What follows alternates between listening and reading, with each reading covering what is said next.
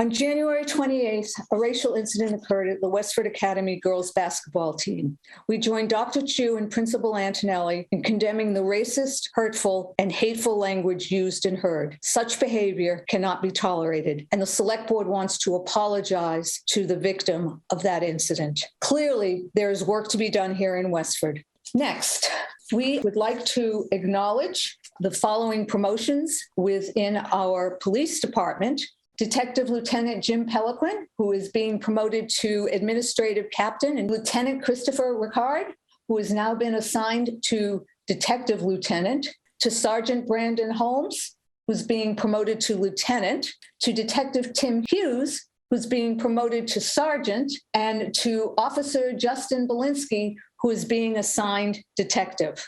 Congratulations to all of you. Thank you to Jim Duane. Jim's last day with us as Director of Park and Recreation and Grounds was last Friday. Thank you very much, Jim, for your service and your participation here in the town. There is an upcoming vacancy on the Neshoba Valley Technical High School District Committee. Tonight, Westford mourns the death of Captain James Barrett. Jim passed away suddenly on Sunday night. After 38 years of service, Jim retired from the fire department a little over a year ago. Anybody who knew Jim knows how much he loved Westford. Our first item is a request for a change of directors and manager on an all-alcohol club license for Nabnasset American Legion Post 437. So moved. Aye. Aye. Aye. Aye. Aye. We have a request to approve the following. Permission to route part of the annual Boston Brain Tumor Ride to Westford. So moved. Sorry. Aye. Aye. Aye. Aye. Permission to hold a fundraiser involving selling and placing signs on Town Common in honor and memory of our veterans for Memorial Day and for Veterans Day. So moved. Second. Aye. Aye. Aye. Aye. This is the presentation by Jody of the fiscal year 2023 budget message. So we start with revenue, and our motor vehicle excise, I'm pleased to say, is returning, and hotels and meals. Meals is doing pretty well. Our hotels are still down. We then add new growth. This is a crazy chart when you see how our new growth has kind of gone up and down. Then we look at what is the additional new revenue for fiscal year 23. So then we have a spreadsheet that shows how we allocate that new revenue. We were allocating the schools a 2.77% increase. The superintendent did propose options to the school committee for reducing $225,898 to meet this number. So unclassified is a very large town budget, and this is mostly our insurances and other things. We've listed them here. We are going to a partially self-funded health insurance plan. By us moving to this, we are saving $766,000 in our fiscal year 23 budget. Federal funding has been so helpful, and these are some of the sources of funding we've had. We have listed our fiscal year 21 reserve and where we are projecting to end 22. Capital, Dan and I put our heads together and figure out what's the best way to pay for this without having our tax rate jump around. So I think we're in pretty good shape here. So Public Works, we've been very, very busy. Boston Road, you've been working hard on that. The Moore Road, I think the folks are tired of all the construction there, but we're hoping to be substantially complete in 2022.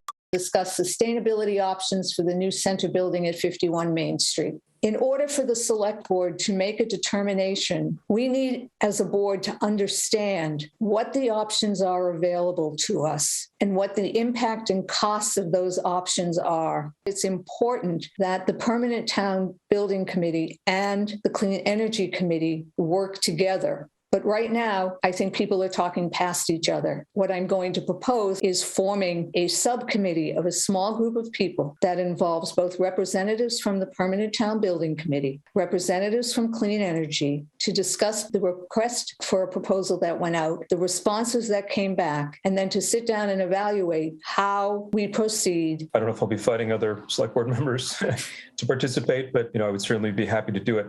I'd also volunteer to serve. Tom and I have been tag teaming on school safety and police and fire personnel, so happy to work with them on this one. We do look forward to discussing different options with members of Permanent Town Building Committee and now this working group. The ARPA fund requests that all fell within what we called the Category 1 criteria? To date, the select board have approved 16 different projects. The cost of those projects is just over $1.3 million. So our current available balance is $2,397,000. The first 5 requests are for WestfordCAT equipment upgrade. I think we've seen that there will be a continued need and a continued benefit to more remote and hybrid coverage connecting grandparents to sports games and the public to meetings. Most of this speaks to transparency that we all want to have with the town. In the interest of good government, it makes sense to approve these. I don't think it's a significant amount of money, and I would be prepared to fund the whole thing. I'd be comfortable supporting the items that have to do with government meeting coverage as well. The next sort of group of items have to do with the schools. These 3 requests are all specifically for the Panorama, the Lexia, and the 5th hour for the math interventionists were all being used.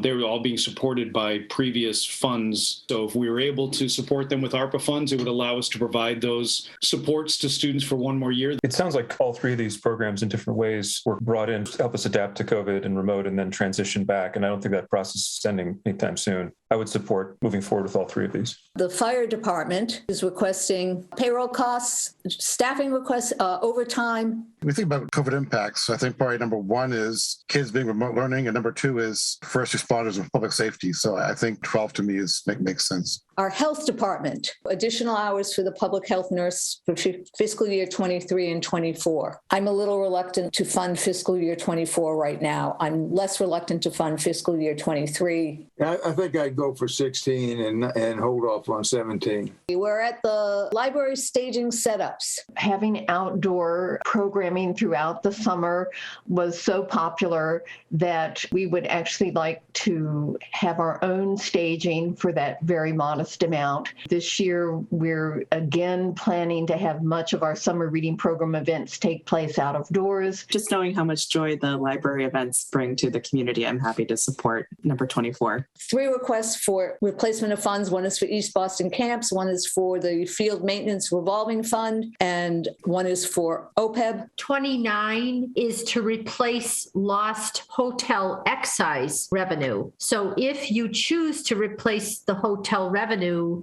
then that would put free cash back in the pile to be used for other purposes. I recommend supporting lines 27, 28, 29. The request from Westford Remembers to install a memorial honorary marker for the late Westford Police Chief Joseph P. Cannell on the traffic island located at Canal Drive. What standard of criteria do we use to make determinations that one person is worthy of, entitled to a monument, and somebody else may or may not be? If we're going to do it, we do it in a way that is consistent. When previous Board of Selectmen had before them several proposals to put monuments in town, what they chose to do at that time was to, in fact, create a monument advisory committee to, number 1, identify and document all of the monuments that were in town. And in addition to, quote, draft a policy document that, when accepted, will define locating, naming, and approval of future monuments. And I think maybe it's time to revive that committee. If we do one, there may be another request. And it really would be nice to have those standards established. Perhaps, I think what I would suggest is that we put this on our agenda for the next meeting so that we, before then, can work on a charge for the commission as well as establishing the membership.